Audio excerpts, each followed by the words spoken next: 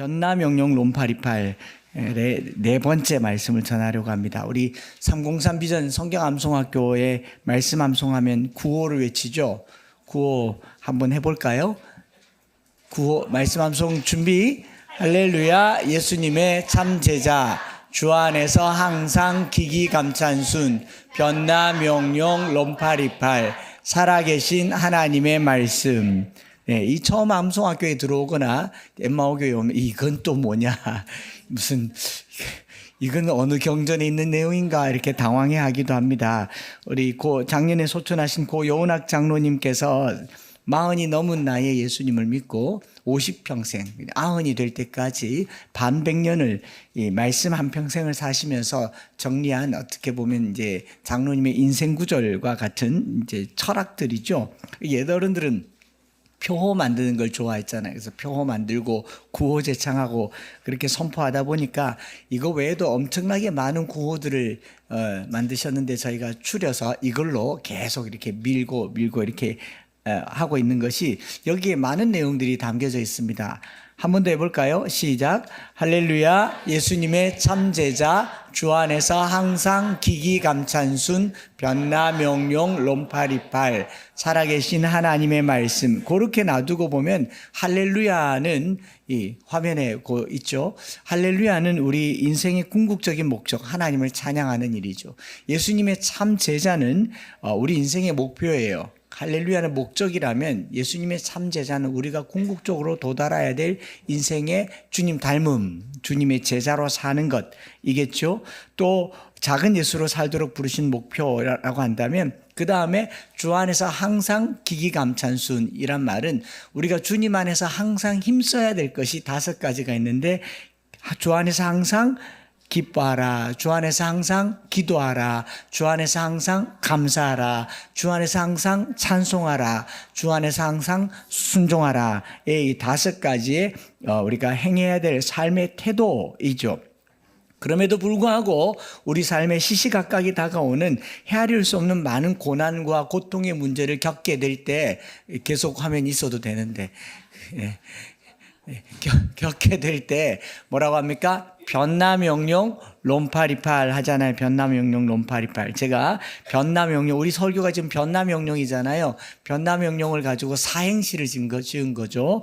고난은 제가 고난은 그러면 사행시에 운을 띄워주면 됩니다. 고난은 변장하고 오는 축복이다. 변장하고 오는 축복.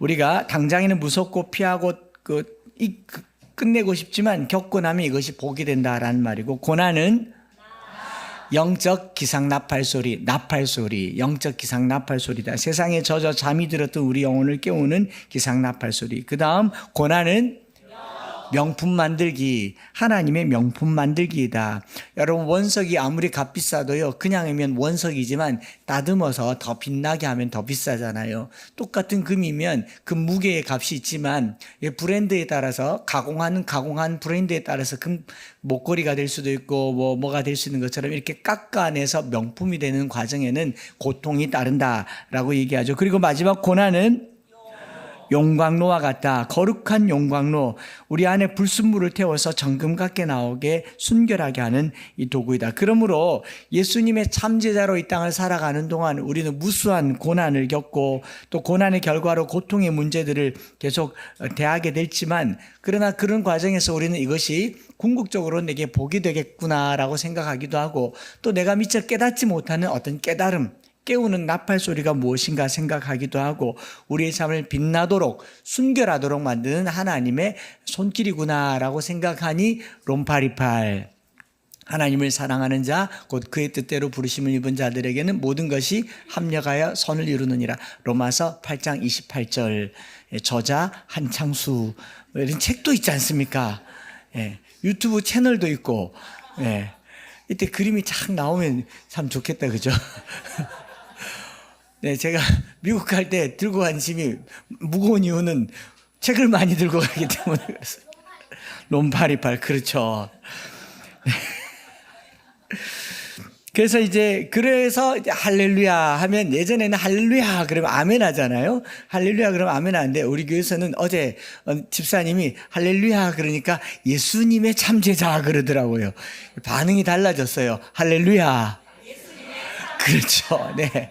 네, 이제 좀 뭐가 통하는 티키타카가 되는 것 같습니다. 그리고 또 마찬가지로 주 안에서 항상 그러면 네.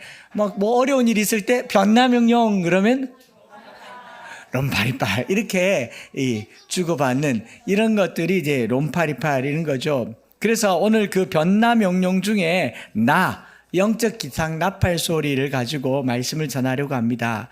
우리 지난 2주 전에 금요 기도회 때 존 스토트 목사님의 그리스도의 십자가 맨 마지막 장 13장에서 이 고난과 영광이라고 하는 주제에서 그 존 스토트 목사님이 고난에 대한 여러 가지 이야기들을 얘기하면서 우리 인류가 인생이 겪게 되는 일반적으로 고난의 이유를 한 4가지 정도로 카테고리를 나누었어요. 첫 번째가 뭐냐면 하나님의 선한 세계에 대한 악의 공격, 하나님의 선한 세계에 대한 이방 세력의 침략, 그러니까 사탄의 공격, 사탄에게 메인바되었다라는 거죠. 그래서 우리 흔히 하는 말로 육체에 가시가 있다거나 또 마귀에게 눌린 모든 사람을 예수님이 고치신 것처럼 우리가 어떤 고난은 악한 영들이 던져주는 고난이 있다라고 말하는가 하면, 두 번째로 고난은 종종 죄로 인하여 고난이 주어진다라고 말합니다. 원래 질병과 사망을 이 죄를 통해서 이 질병과 사망이 들어온 것은 사실이잖아요. 그런데 나는 죄가 없는데 고난을 당한다. 여러분, 꼭 내 죄 때문에 내가 고통당하는 것만은 아닙니다. 타인의 죄로 말미암아 우리가 고난 당하는 경우가 많아요. 사랑이 없는 무책임한 부모 때문에 자식이 고난을 겪습니다. 그렇죠? 그리고 불의한 경제로 인해서 가난하고 굶주린 자들이 고통을 당합니다. 전쟁의 잔인함으로 말미암아 피난한 사람들이 또 국가가 고통을 겪기도 합니다. 어떨 때에는 나는 멀쩡하게 운전을 잘하는데 아주 나쁜 운전자의 운전 습관 때문에 내가 불의의 사고로 고통을 당하기도 합니다. 그렇죠? 음주운전한 사람 때문에 멀쩡하게 길을 걷던 사람이 변고를 당하기도 합니다. 고난이라고 하는 것이 내 죄는 아니지만 궁극적으로 이 인류가 체적으로 겪게 되는 죄의 문제라고 하는 것에는 뭐 이견이 없을 거라고 생각합니다. 세 번째로 고난은요, 고통에 대한 인간의 감수성에 기인한다. 이것은 조금 설명이 필요한데, 여러분, 어떤 고난은 필요에 의한 고난이다라는 거예요. 무엇이냐면 고통을 느끼는 정도에 따라서 우리가 스스로를 보호할 수 있기 때문에 하나님께서 어떤 고난은 성장통이라고 하죠. 성장통처럼 모든 사람에게 주어진다. 자라나는 아이들이 저녁이 되면 다리 아파 성장통이죠. 부모님 뭐라 그럽니까? 클 나고 그런다 그럽니다. 병원에 가면 의사가 조그마한 망치를 가지고 정형외과가 무릎을 톡톡 쳐요. 안 그래도 아파서 왔는데 또 때려요. 왜 때립니까? 라고 하는 게 아니고 어디가 아픈지를 봐야 반응을 보지 않습니까? 그리고 콕콕 눌러봐야 어디가 아픈지를 모르면 심각한 병이 될 수도 있습니다. 그죠? 한센시병과 같은 경우는 통증이 없는 게 질병의 특징이에요. 몸이 썩어가는데 통증을 느끼지 못하니까 손톱이 빠지고 손가락이 잘리고 뭐 눈이 빠지고 코가 문드러져도 통증을 못 느끼니까 그게 무서운 질병이 되는 겁니다. 아프면 가서 치료하면 되죠. 소리 없이 찾아오는 질병이 무섭죠. 그런 것들 중에 뭐 혈압, 심혈관 관계되는 거, 또는 뭐 정신질환, 또 심리질환, 이런 것들도 포함되겠죠. 아프다고 하면 차라리 나을 것을. 네 번째로 고난은 하나님께서 우리에게 살게 하신 이 환경에 기인한다라는 표현을 썼습니다. 대부분의 고난은 죄로 말미암거나 여러 감수성 때문에, 고통에 대한 감수성 때문이지만 한 20% 정도는 홍수, 태풍, 지진, 가뭄, 적도, 또 북극, 극도에 사는 이 환경 때문에 고난을 겪는다라는 겁니다. 어떤 사람은 윤택한 땅에 나서 윤택하게 살지만 어떤 사람은 나면서부터 본인의 선택과 관계없이 고난을 당하는 것은 이 지구가 이 저주로 말미암아서 이제 망가진 지구가 던져주는 환경의 고난이다라는 얘기를 하는 거죠. 뭐 이것뿐만 아니라 고난에 대한 여러 가지 이야기들은 이루 말할 수 없이 많죠. 고생과 수고로 가득한 인생이니까 우리가 너무 인생이 수고로우니까 애가 탯줄에서 끊어지면서 태어나면서부터 하는 게 뭐라고요? 울잖아요. 응애 하고 울잖아요. 안 울면 의사 선생님이 엉덩이를 찰싹 때린다면서요. 여러분 엉덩이가 그게 나면서부터 맞아서 부어서 그렇게 볼록해졌나? 그 양수호흡에서 폐호흡을 하라고 기도를 열어주는 걸로 거꾸로 하고 찰싹 치는데 처음에 응애 하잖아요. 응애. 그게 아이고 이 힘든 세상 어떻게 살까 하는데 그게 그것뿐만 아니라 손바닥에 손금 있죠. 이 손금이 그냥 생긴 게 아니랍니다. 이 아이가 뱃속에서부터요, 이 착상 딱 하는 순간부터 이 험한 세상을 어떻게 살까 하면서 두 주먹을 팍 끈지고 이빨도 없는데 어금니를 확 깨무니까 얼굴이 완전 할머니처럼 다 쭈글쭈글 이렇게 나잖아요. 그러니까 그 고인이 되신 황수관 박사님이 그렇게 말했다지 않습니까? 우리 인생이 나면서부터 고생과 수고가 많다. 죽을 때는 이제 다 놓고 죽는다 그렇게 말한다잖아요. 손금 있는지 없는지 지금 보는 사람 없겠죠. 다 있어요. 없는 사람 없어요. 그래서 이제 뭐 여러분 아이스크림이 아니고 아이스크림으로도 눈주름은 지울 수 있습니다. 자꾸 먹으면 살이 져서 주름은 쫙 펴집니다. 아이크림으로 눈주름은 지울 수 있을지 몰라도 손금은 지울 수 없잖아요. 10달 동안 이렇게 죽어난다고 그래요. 고생이라는 거죠, 고생. 그렇기 때문에 고난과 관련된 설교는 피하고 싶지만 그러나 반드시 다뤄야 되고 어떤 이제 번영과 고난의 신학에 대해서 컨퍼런스를 했는데 수도권에 있는 목회자가 축복과 관련된 설교를 꾸준하게 하면 교회는 꾸준하게 성장한답니다. 잘 될 겁니다. 좋은 일만 있을 겁니다. 하나님께서 여러분들의 앞길을 예배하셨습니다. 이런 설교만 하면 성도들이 그냥 모인대요. 근데 여러분 이 예수 믿는 거 쉽지 않습니다. 고난이 도사리고 있습니다. 박해가 있고 핍박이 있고 이건 녹록하지 않아요. 이렇게 한 달만 이야기하면요 3분의 1이 없어진대요. 그러니까 고난을 가지고 설교하기가 쉽지 않죠. 그럼에도 불구하고 고난은 우리 인생에 반드시 해석을 하든지 어떤 의미가 발견되어질 필요가 있습니다. 그래서 오늘 저는 욥기 13장과 14장의 말씀을 가지고 이렇게 우리가 다양하게 겪는 고난, 그 결과로 드러나는 고통의 문제들을 해석하는 두 번째 키워드, 영적 기상나팔 소리가 어떤 것인지를 살펴보려고 합니다. 여러분 기상나팔 소리는요, 잠에서 깨어 하루 일과를 알리는 이 나팔 소리로 이 군필자들은 머릿속에 이 트라우마처럼 PTSD처럼 소리만 나면 잠에서 안 깨어나면 이 음악을 틀어주면 막 일어날 것 같은데 들어보신 적 있어요? 깨어나라라는 거죠. 이런 그 영적 기상 나팔 소리라는 표현을 먼저 쓴 분은 누구냐면 C.S. 루이스입니다. C.S. 루이스는 고통의 문제라고 하는 책, 우리 수요일마다 보면서 이 책을 함께 참고도서로 읽지 않았습니까? 고통의 문제라는 책에서 하나님은 선하시고 전능하신데 왜 피조물의 고통을 허락하시는가?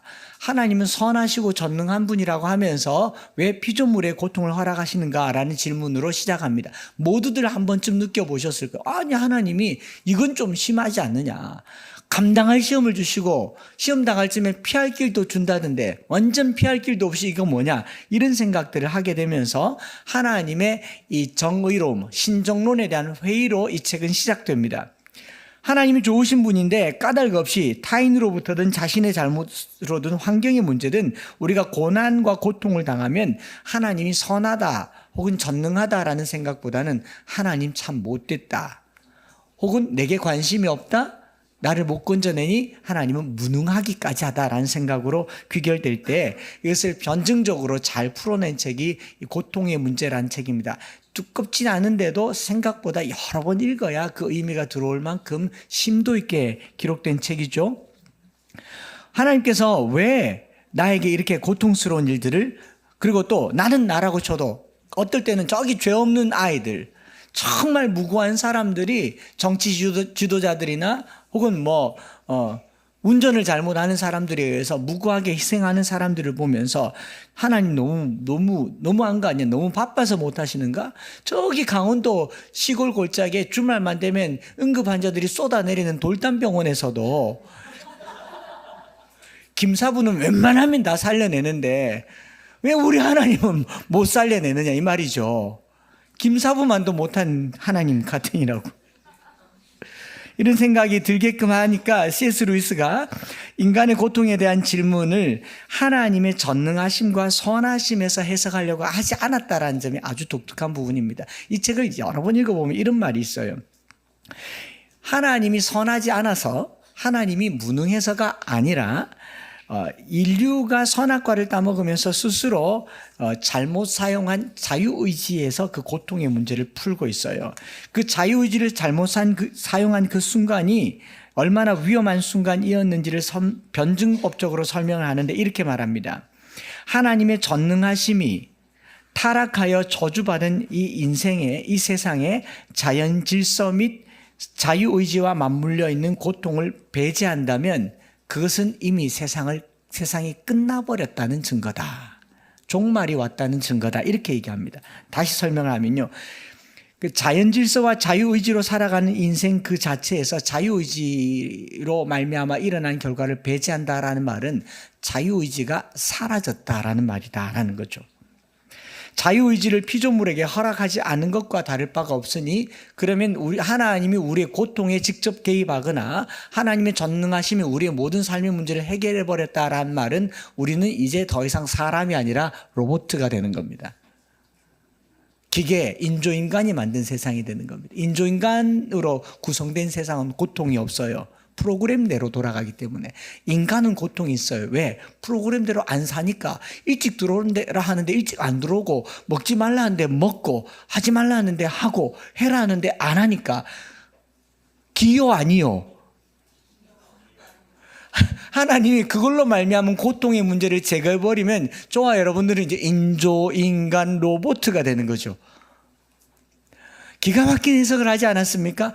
하나님이 인간의 자유의지만큼은 개입하지 않으시기로 선악과를 주셨기 때문에 그 결과로 나타난 인간의 고통을 하나님께서는 무엇이라고 말하느냐 하면 너희가 선택한 자유의지의 그 왜곡됨에 대한 깨우침, 경각심, 깨달음이라고 하는 이 메가폰이라고 얘기를 하고 있는 겁니다. 그래서 우리 인간이 타락으로 말미암아서 고장난 자유의지를 치료하고 바로 잡아주는 데 사용된 하나님의 도구가 뭐냐면 고통이라는 겁니다. 사사기서에 보면 너희가 불순종하면 내가 이방 나라들, 너희들이 남겨둔 이방 나라들이 너희에게 뭐가 되게 하겠다? 왕벌이 되게 하겠다라고 하잖아요. 때로는 우리 인생에 존재하는 여러 가지 고통의 산재한 문제들은 우리가 자유의지를 잘못 사용함으로 말미암아 망가졌다는 것을 깨닫게 하는 하나님의 도구로 쓰임받는다라고 하면서 C.S. 루이스는 이렇게 기록했죠. 하나님은 쾌락 속에서 우리에게 속삭이시고 양심 속에 말씀하시며 고통 속에서 소리치십니다. 고통은 귀먹은 세상을 불러 깨우는 하나님의 메가폰입니다. 우리가 너무 귀먹어 있었던 거예요. 그래서 고통이 딱 찾아온 순간 화들짝 놀라는 거죠. 하나님은 메가폰으로서 고통이 혹독한 도구라는데 의심의 여지가 없지만 하나님의 메가폰으로서 이 고통이 하나님의 도구라는데 의심의 여지가 없지만 이 고통은 반역한 인간들을 돌이킬 수 있는 유일한 기회의 기능을 한다라는 거죠. 그래서 성도에게 있어서 고통은요, 하나님께 돌이킬 수 있는 하나님의 메신저 역할을 한다라는 겁니다. 타락으로 이 악해진 인간을 치료하는 하나님의 사랑의 손길이 때로는 고통일 수가 있다. 모든 고통을 말하는 건 아니지만 일부 고통은 내가 이렇게 살면 안 되겠다라고 깨닫게 하는 변곡점이 하나님의 도구로 사용된다라는 겁니다. 그래서 C.S. 루이스는 그 글에 이런 표현을 썼습니다. 고통은 모든 악 중에 유일하게 살균 소독된 악입니다 라는 말을 썼어요. 이런 표현, 이런 문장은 참 아무나 쓸 수 있는 문장이 아니죠. C.S. 루이스라고 제가 C.S.를 계속 붙이는 이유가 뭐냐면 저는 C.S. 한입니다. 영어 좀 하면 할 수 있는데 한 창수 C.S. 루이스도 루이스 창수였어요.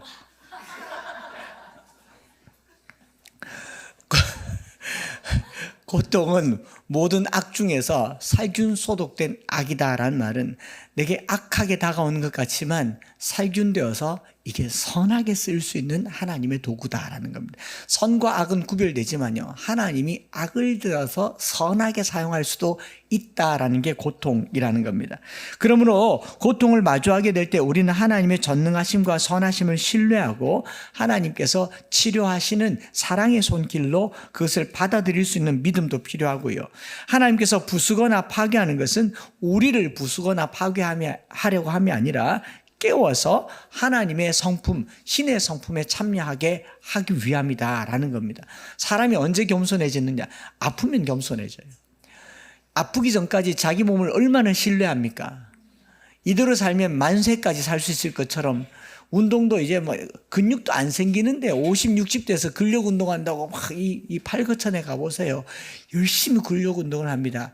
뼈가 부러지면 부러졌지 근육은 안 생길 겁니다. 열심히 해요. 그리고 뭐 역삼각형 등에다가 이렇게 문신을 그려줄까 봐 역삼각형으로. 언제 겸손해져요? 아프니까 겸손해지더라고요. 그렇기 때문에 고통은 우리를 깨우는 영적 기상 나팔 소리다 라고 말하는 거죠.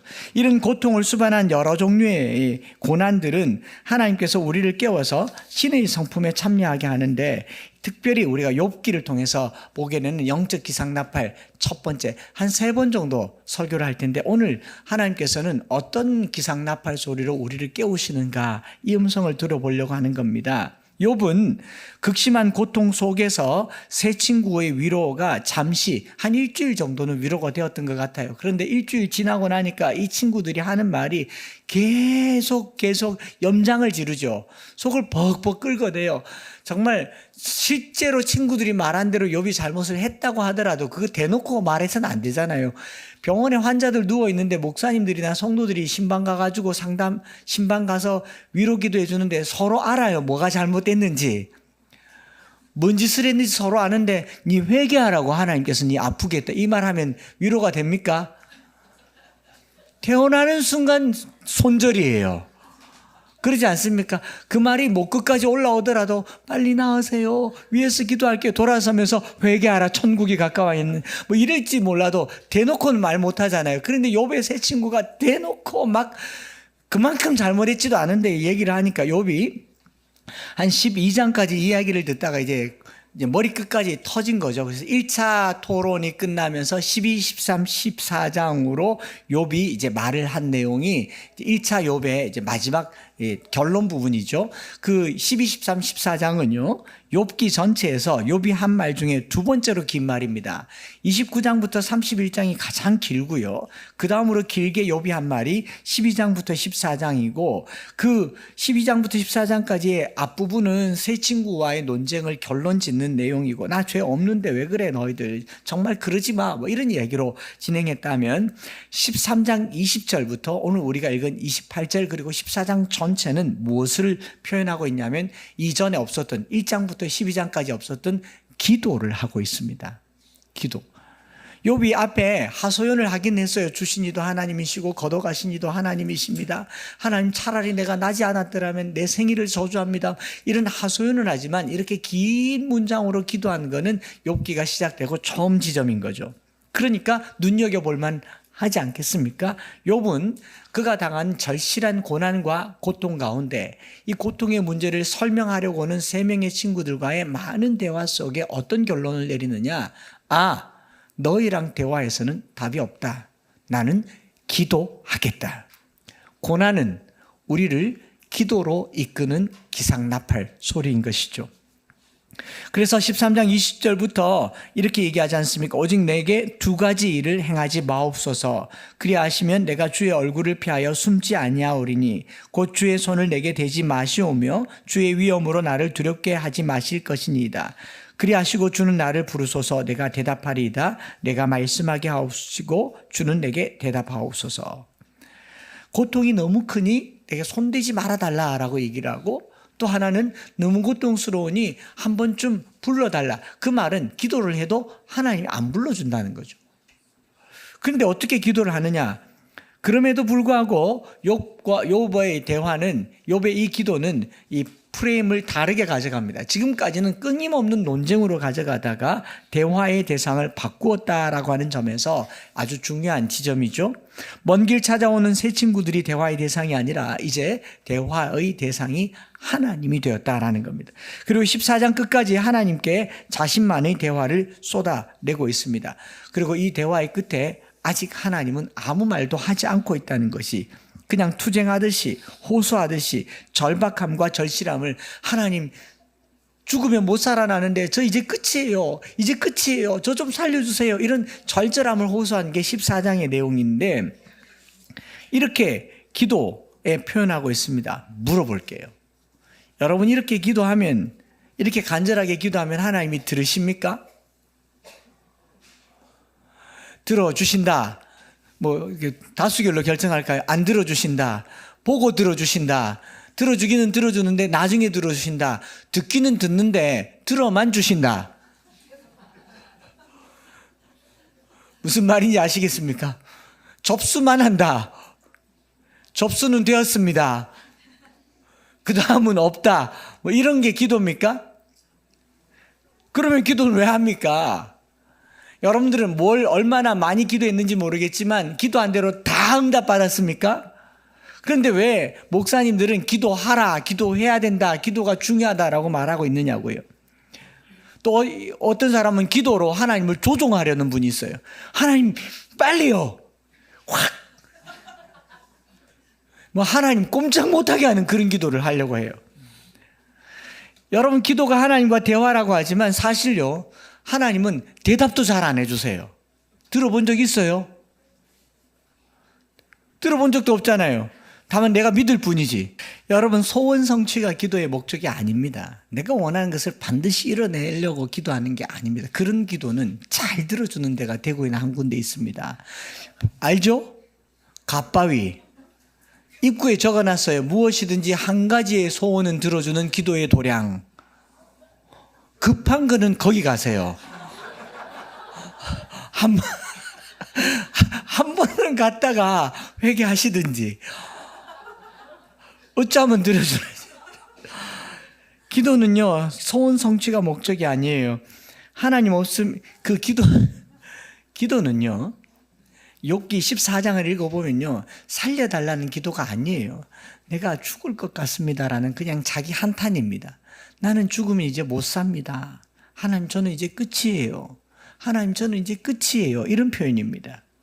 그 14장 22절에 이렇게 나와 있잖아요. 다만 그의 살이 아프고 그의 영혼이 애곡할 뿐이니이다. 하나님 아파 죽겠습니다. 좀 거칠게 얘기하면 하나님 아파 뒤지겠습니다. 이건 좀 심했네요. 뭐 그런 표현이죠. 그래서 기도가 뭔가를 이렇게 생각을 해보니 하나님 없으면 살 수 없습니다라고 하는 마지막 영혼의 이 한 줄기 호흡이 기도입니다. 기도는 이 고난을 통해서 우리를 기도하라고 깨우는 기상나팔 소리인데, 제가 이렇게 명제를 내렸어요. 이건 자막을 띄워서 보면 좋을 것 같습니다. 기도는 내가 선택할 수 있는 자유의지 중에서 가장 최후의 수단이며 가장 강력한 하나님 선택권입니다. 우리가 자유의지로 망가진 세상에 내게 있는 그 왜곡되고 일그러진 자유의지로 최후의 선택할 수 있는 가장 강력한 하나님 선택권이 기도입니다. 우리가 병원도 선택해서 가죠. 약도 선택해서 먹습니다. 치료 방법도 여러 가지 선택을 합니다. 기도는요, 내가 선택할 수 있는 최후의 강력한 그리고 가장 최선의 선택권이 바로 기도입니다.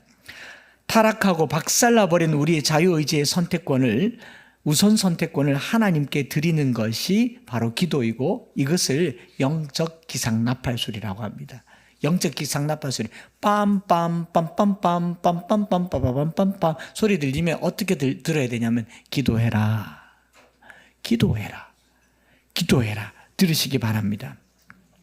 나팔소리로 하루를 시작하고 나팔소리로 하루를 마감한다면, 군대에서 취침 들어갈 때, 점호할 때 나팔소리도 있어요. 굉장히 감미롭습니다. 고향 생각나게 해요. 그런 소리를 듣게 되는 것처럼 기도는요, 우리의 영혼이 하나님으로부터 시작해서 하나님과 함께 끝난다라고 하는 이 신앙 고백이 바로 기도죠. 여러분, 기도가 어렵거든 찬양이라도 해야 된다라는 표현을 써봄직합니다. 찬양은 곡조 달린 기도라면서요. 곡조 달린 기도지 않습니까? 하나님께서 영혼의 호흡으로 기도를 주셨어요. 우리가 숨 쉬는 동안 기도를 합니다. CCC에서는 들숨과 날숨으로 성령 충만함을 표현하기도 합니다. 하나님께서 코에 생기를 불어넣으신 것처럼 우리는 하나님의 영을 들이마시는 형태로 하나님을 받고 입을 내뱉을 때 찬양과 기도를 올려드리는 것으로 소통하는 것을 영혼의 호흡이라고 합니다. 그냥 귀로 음악을 듣는 것은 그냥 귀로 듣는 거예요. 입으로 표현하는 그 기도가 어려우면 찬양으로라도 하라, 이런 말씀을 마음에 담고 있는데, 어제 우리 저녁에 어느 집사님 딸이 멀리서 전화 와서 대화하는 대화 끝에 내일 주일 잘 보내고, 그리고 마지막에 딸에게 슬쩍 흘리는 건데 내가 잘 들었는지 모르겠는데 이렇게 말하더라고. 찬양 크게 하고, 그렇게 말한 거 맞아요? 찬양 크게 하고. 그런데 좋다 이 생각이 들었어요. 여러분, 기도가 어렵거든 큰 소리로 찬양이라도 드리시기 바랍니다. 호흡하는 거예요. 호흡하는 거. 제가 이렇게 말씀드리는 이유가 뭐냐면, 요즘 드라마에 그 낭만 닥터가 집에 가면 나오더라고요. 집에 오레스트 선생님, 그럼 막 펄스, 그럼 없는데요. 펄스, 그럼 계속 맥박을 막 해요. 숨 쉬는지 안 쉬는지 보라고. 산소 계속 푹푹푹 하는데 숨 계속 쉬는데 펄스가 있으면 뭐 해요? 띡 그러면서 숨 쉬잖아요. 이게 멎으면 띡 끝나잖아요. 우리가 생존한다라고 하는 최후의 보루가 숨 쉬는 거라면요, 우리가 고난당할 때 생존을 알리는 가장 마지막 순간이 기도입니다. 그래서 우리는 기도해야 된다라는 거예요. 소원 성취를 위해서 기도하는 게 아니고, 기도를 하면 막 전사처럼 기도하고 이게 아니고 그냥 숨 쉬는 거.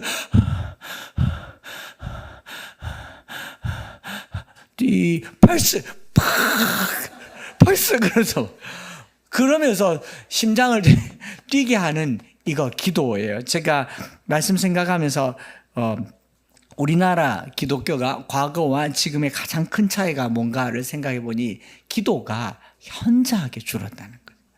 기도가 현저하게 줄었습니다. 특히 새벽 기도가 줄었고요. 그리고 보통 기도하면 기도회, 특별 기도회, 대형 집회, 찬양 집회를 해야만 기도를 합니다. 혼자는 기도를 할 수가 없어요. 여러분 다 인공호흡 해야 하는 기도하는 사람들 여기 질비할 겁니다.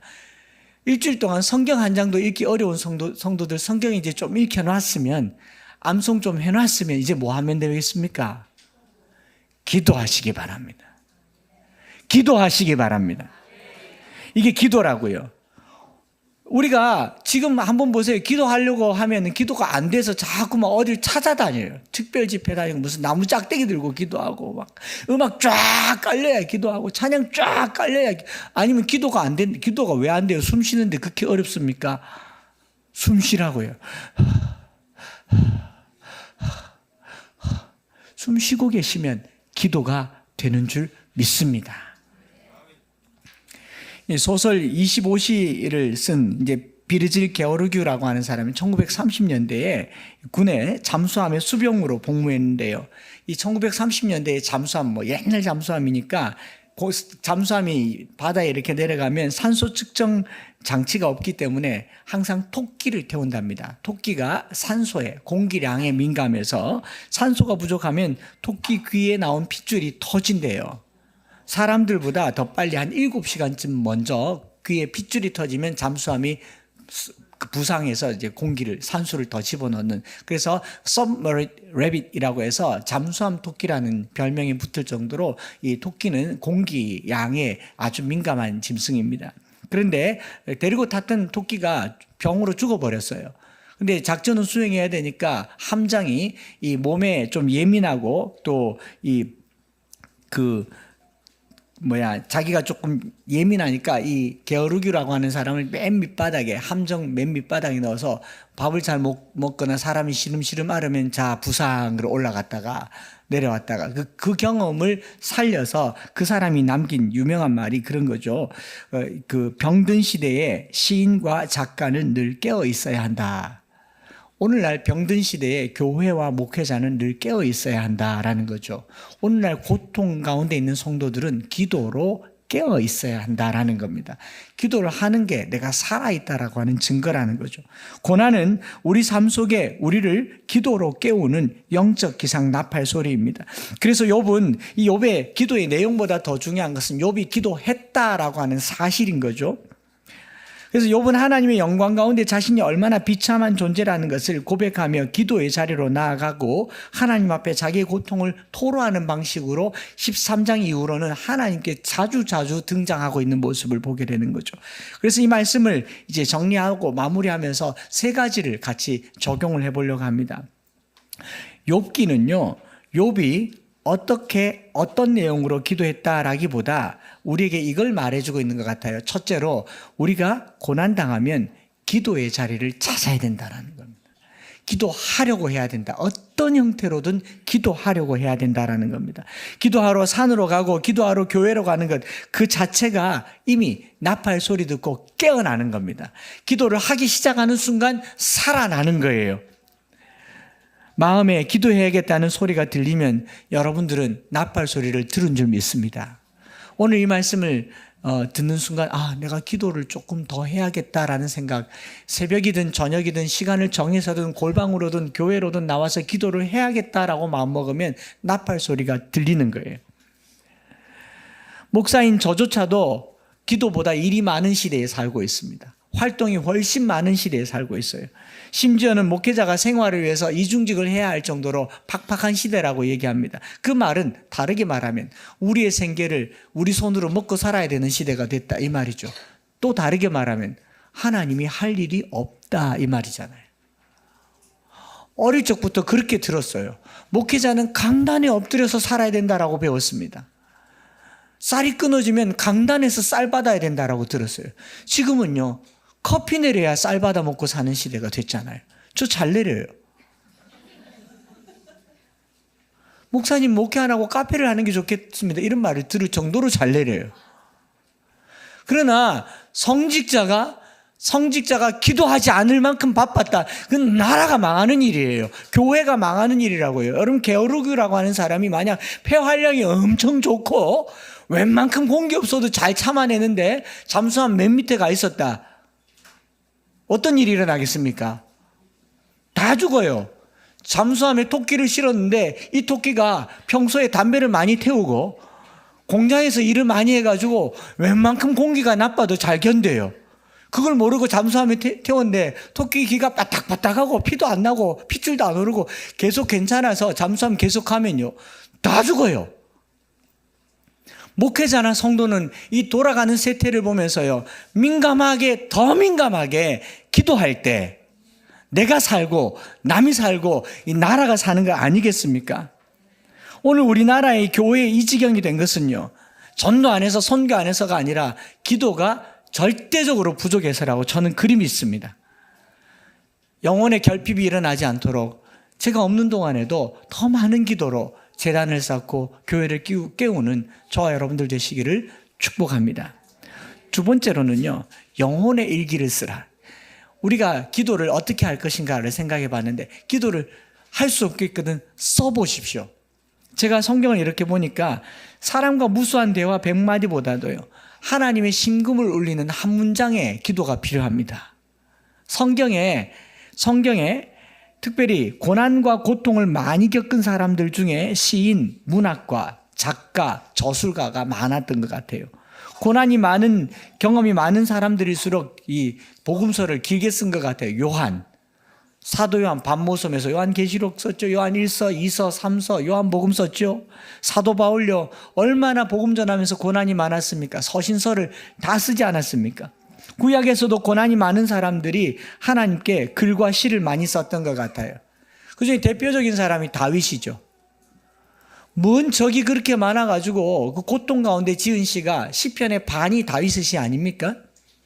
예레미야도 이사야도 호세아도 또 욥기도. 여러분, 고난은 나를 영적인 문학가로 만드는 것 같아요. 그래서 집에 돌아가셔서 일기장을 꺼내가지고 하나님만이 읽을 수 있는, 하나님과 우리 둘만이 읽을 수 있는 영혼의 일기장을 만드십시오. 그게 우리를 기도로 이끌어 줄 줄 믿습니다. 그냥도 기도하지만 문장을 만들어요. 욥기처럼 하나님, 저 이러다가 죽을 것 같아요. 저 일하다가 일 날 것 같아요. 저 남편 가만히 둘 수가 없어요. 칼 가지고 날 쓰든지 약 가지고 날 쓰든지 뭐라도 써보세요. 우리가 다윗을 같이 공부를 하면서 느낀 게 그거예요. 다윗은 극심한 고난 가운데 그의 고난과 감정의 그 질고를 글로 표현했다, 시로 표현했다라지 않습니까? 여러분, 기도하는 시인들이 되시기를 바랍니다. 제게 보여줄 필요 없어요. 저희 교회에서도요, 한평생을 질병과 싸우고 고통과 고난과 통증과 싸우면서요, 제가 그렇게 보여달라고 했는데 단 한 번도 보여준 적이 없는 그 시집이 몇 권이나 됩니다. 우리 집사님 중에. 그래서 그 왜 안 보여줄까 했더니, 아유, 볼 거 없어요. 그냥 구질구질해요. 라고 했겠지만, 구차해요. 라고 했지만, 그건요, 하나님께 올리는 기도였던 것 같아요. 제가 생전에 꼭 한 번은 읽어보고 싶은 게 그 시집이거든요. 한 번은 보여주실 거죠? 제가 보고 있는데 나를 안 쳐다보시네. 안 보여준대요. 여러분, 하나님과만 쓸 수 있는 기념비, 영혼의 일기를 쓰시기 바랍니다. 아픕니까? 글 쓰세요. 괴롭습니까? 글 쓰세요. 저 남편 때문에 내가 죽겠다. 니는 살고 내가 죽으면 이것이 십자가냐? 뭘 쓰세요. 이것은 자식인가 자식놈인가? 지금까지 이런 자식은 없었다. 쓰세요. 그러다가 기도의 자리로 나오면 하나님께서 그 기도를 들어주십니다. 마지막으로 하나만 더 말씀드리면, 우리 김희권 교수님께서 욥기 강해서를 쓰면서 이렇게 얘기하더라고요. 기도는요, 십자가 아래 하이에나가 되는 겁니다. 하이에나가 얼마나 잔인하고 이 포식자입니까? 십자가 아래서 막 메어 달리면서 누가 쫓아오면 나무 위에 올라가 있으면 언제까지 그 아래 기다려요, 하이에나가. 내려올 때까지 기다리잖아요. 딴 데 안 갑니다. 십자가를 굳게 붙들고 하이에나처럼 하나님 앞에 기도하고 메어 달릴 때 우리가 우리의 삶의 고난이 비로소 우리를 깨우는 힘이 되지 않을까. 욥은요, 가장 의로운 자였지만 피할 길도 없고 불의한 자라 피할 길도 없는 그 고난의 상황 속에서 그가 뭘 했느냐? 기도했다라는 것을 여러분 말씀 나누면서요, 제가 출타에 있는 동안도 이 자리가 새벽이든 저녁이든 낮이든 기도하는 자리가 됐으면 좋겠습니다. 젊은 목사님들도 마찬가지고요, 새벽 기도하는 걸 그렇게 부담스러워합니다. 큰 교회 목사님들은 안 그럴 줄 아세요? 월요일이면 대놓고 쉽니다. 잠이 그렇게 많으신가? 아니죠. 전날 안 자니까 그렇겠죠.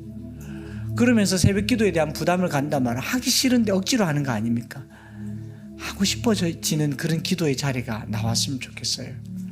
이제 내년 되면 우리 합창단 아이들 데리고 영국 연주를 가는데 아마 애들 데리고 그 코스에 있을 겁니다. 브리스톨에 뉴룸이라고 하는 요한 웨슬레 목사님이 목회하던 그곳에 부흥이 일어났을 때 나타났던 첫 번째 현상이 새벽을 깨웠습니다.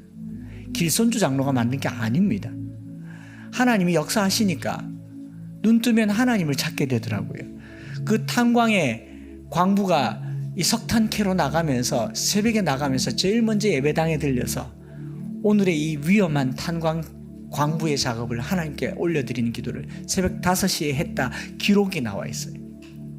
오늘 우리가 기도할 때 하나님은 우리 가운데 새로운 생명의 역사로, 또 우리 고난을 이기는 역사로 우리를 기도의 자리로 깨우시는 기상나팔 소리 기도합시다.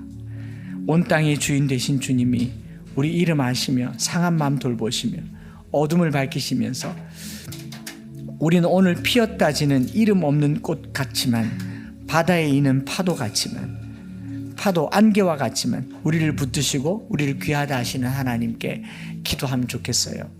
기도가 응답받는 게 목적이 아니라 나를 귀하다 여기시는 하나님의 내 존재를 하나님께 올려드리는 시간, 그게 기도가 아닌가 해서 이 찬양을 같이 한번 배워보시고 같이 찬양을 드리면 좋겠습니다.